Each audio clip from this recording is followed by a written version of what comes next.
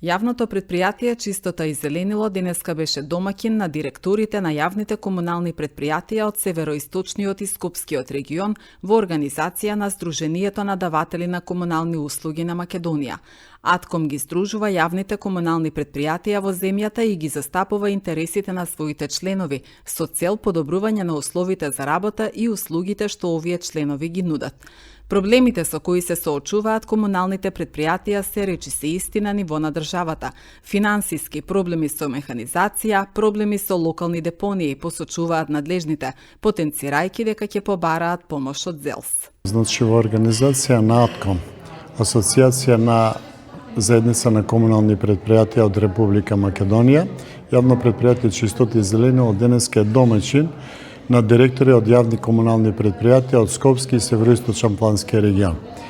Денеска имаме гости 15 директори од јавни комунални предпријатија.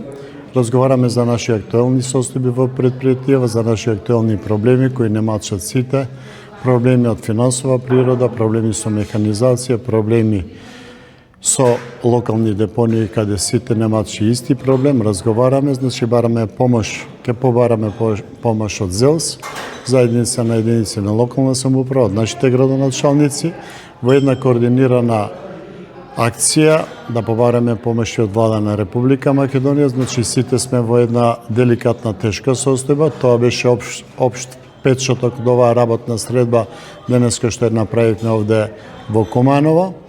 Се трудиме да изнајдеме решенија на долгорочен план не можеме да најдеме, пошто сме сами, како да кажам, во една ситуација во која сами не можеме да одговориме на потребите на денешните локални самоуправи што имаат потреба од нашите комунални предпријатија, значи бараме помош, се координираме со директориве, значи како што кажав, сите немачи ист проблем, покушаваме да изнајдеме решение.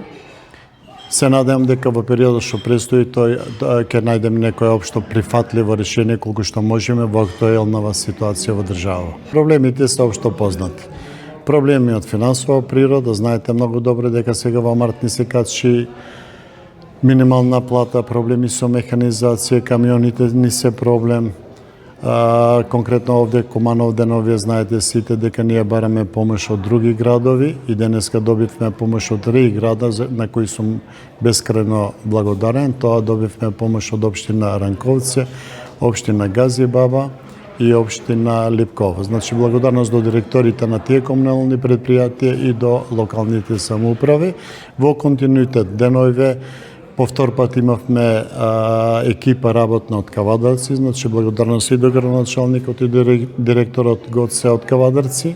Значи луѓето ни помагаат, се трудиме, планираме, значи ги сервисираме нашите возила. Проблемите се тие од финансова природа, од комунална опрема, се трудиме да нема недостиг во изнесување на смет.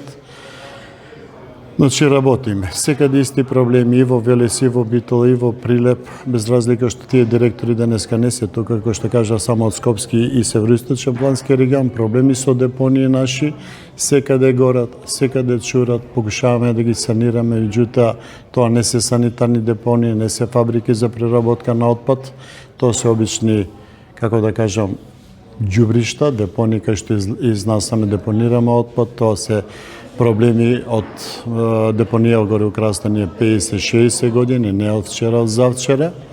И така, покушаваме да изнајдеме начин, со градоначалник секојдневно сме во комуникација. Се надевам и очекувам во периодот што престои дека ќе добиеме нова опрема и нови камиони.